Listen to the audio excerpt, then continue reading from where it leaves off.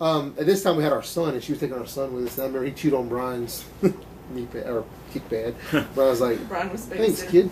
You know. But that's something Steve done, some crazy shit like that. That Daytona had a good match. She got her nose broke down there though. That girl, Delta Dawn. Oh. I choreographed the whole match. Made sure that it was, you know, good to go, nothing crazy. The first thing the girl does is straight punch to the face. Oh. You never throw a straight punch anyways. You know, it's always, I'm talking about shattered. She gets out of the ring, I'll never forget it. She was a baby and I was a heel down there. She was mad. I said, you can't leave the ring. Cause I might meet her at the, you know, the entrance. I'm like, get your ass back in. She's like this. She's like, she broke my fucking nose. I was like, no, she didn't get it. And she just has blood everywhere. I had to go to the hospital. I saw her work in a women's, like a 3-way women's match in Pensacola that I was on. It was one of Steve's cards. The word clusterfuck comes to mind. Yeah, but I went over it 100 times. I choreographed everything. Everything was going to be simple, easy, maybe 3 bumps apiece, you know. And the first thing she did was lock up, drew straight back, and tatered her. You know, but so with Steve, I got to do a lot. I really did. I'm trying to think who else I met with Steve. There's a bunch of people, man. I drew a blank when I did my first shoot too. There was I was really lucky to be with Steve the first year because he took me everywhere. Most of your learning, probably. Yeah, going with Steve on the road and sure, on the job training. Speaking of the glacier, there's a couple stories there. I broke his mask. You know his. Oh, you told me that. You told me that. I'm sitting there looking at it, and the glacier, by the way, his fucking triceps are as big as my head. I'm not kidding. They're just hanging there. I was like, I was like, this is cool, man. Look at it. And it and I was putting it and ripped the because you know it was up on one side, but not on the other. I was like, this is and I was like. And I put it in it's like, nice meeting you, and walked away and never said a word because I was afraid this big bastard, because he had, his arms, his tricep was probably as big as his bicep. Yeah. Just huge. And now you just told everybody in the world. Sorry. Glacier's a big fan of these. Do what's that? Glacier loves these shoes. He leaves comments all the time. He won't remember me. Okay. You know? He might now. You know, but I remember he said, when I ran the ring during that match, I ran in the ring. And I did a run-in for Steve, and he's like, I'm going to sweep your leg. He goes, punch, I block, and I'll sweep. And I was like, I ready to bump. I didn't have to bump. Oh, really? Oh, my God. I remember he was so fast that when I threw a punch, he blocked it. Before I could get my hand thrown back, I was bumping because he swept me. You were doing the pro wrestling sell of getting blocked. Yeah, and it was like, whoa. I mean, it was fast. Yeah. But that same show, I worked with a guy, I can't remember his name, the champion there, they're like kind of United States champion on that level, I guess you'd say. Their mid-card title. And she was my valet, and I'm heeled up. We're in a gym, and we're in the middle of the gym floor, so the bleachers are way over here, and the bleachers are way over here, so there's nobody around them, you know.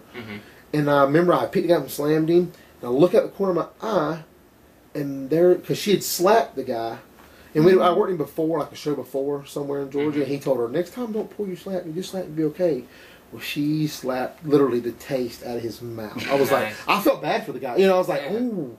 Well, this lady comes out of the bleachers. Oh, no. Yeah, and I'm like, in the middle of, boom, boom. Right. And I look over and I'm like, whoo, and just jump out of the ring because I didn't know, and she's like, and I was like, look, you need to turn around and go back.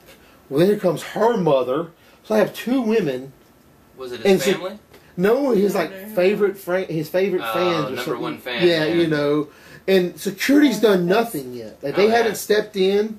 So I'm like, I'm fitting to beat the shit out of these 2 old ladies. That's like a thing. I'm going to have to. And then after the show, I'm pissed off about it. You know what I'm saying? Because she's here for her in Jeopardy. They hadn't done anything. They're like, oh, they're always part of the show. I said, I knew nothing about this shit. Oh, yeah. Yeah. That shit will never happen again. Right. And I never got work there again either after that. They didn't ever bring me back. Just front face lock each of them. Yeah, Dumb DDT. But back to the AWF. Now we get back out of that. Yeah, there we go. Let's get back on track.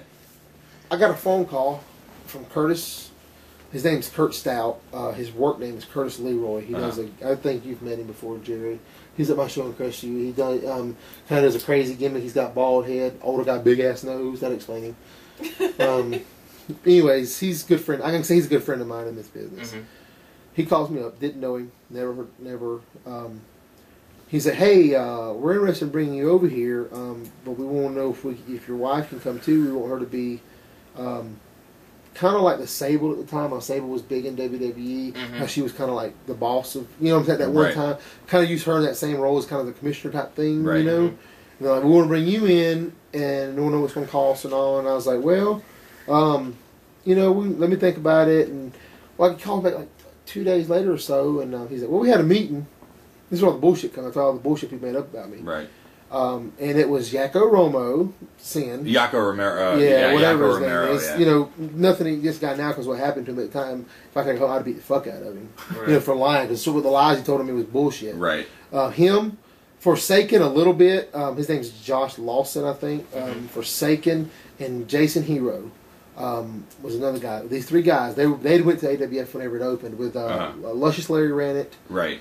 Dandy Jack was part of it. He's still part of it. Yeah, sure is. Me and Gary's the guy that I like Gary a lot. He's still there running it, you know. But Kurt calls me. He's like, "Hey, I got a couple questions for you." And I was like, "All right." He said, "Well, we had a meeting here the other day. 'Cause they were trying to do it right. They really were. They were trying to do TV, and they were drawing 300 people. Wow. Every show. This was in Chipley? In Chipley, before they first started. I mean, I remember going, because then when I finally went over there, they invited me over as a guest to come in, sit down, watch the show, see what I thought, and then I could, you know, if I wanted to come in, that's fine.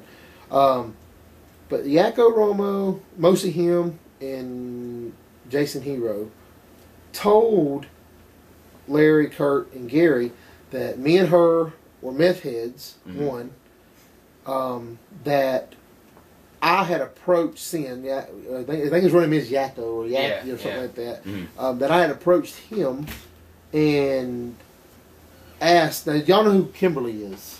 Princess Kimberly. Sin's, or Caesar's. Yeah. Okay. Keep that in mind. Keep that in mind.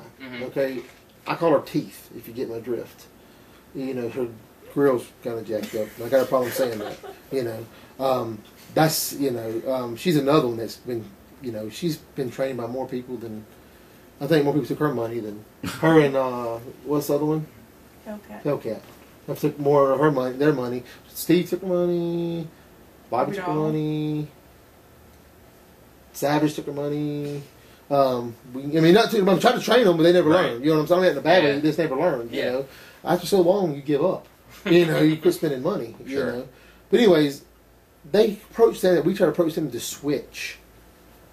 Like we were going to like swinger type thing. You know. So that's another lie. Swap. What's another one? I was thinking about approaching you with that later. I just got an elbow. Then another thing was that they were going to do an angle that had like a bikini contest. Now this is where the Mr. Fantasy is established. When I got AWF is where Mr. Fantasy took off because of the angle we ran. Right. But they wanted to do a bikini contest, and they were like, "Well, you don't want to use Samantha. She's got pimples all over her ass," and then like she said, "When have they ever seen her ass?" And so I get there, and the person, he can't say anything. So I was so going to beat all these fuckers' ass, but they wouldn't let me. Basically, they were like, "If you do, you won't ever come back." Right. Just shit like that. You know what I'm saying? So when I came to the AWF finally, I already had a bad rep because they were telling everybody this shit. Oh yeah.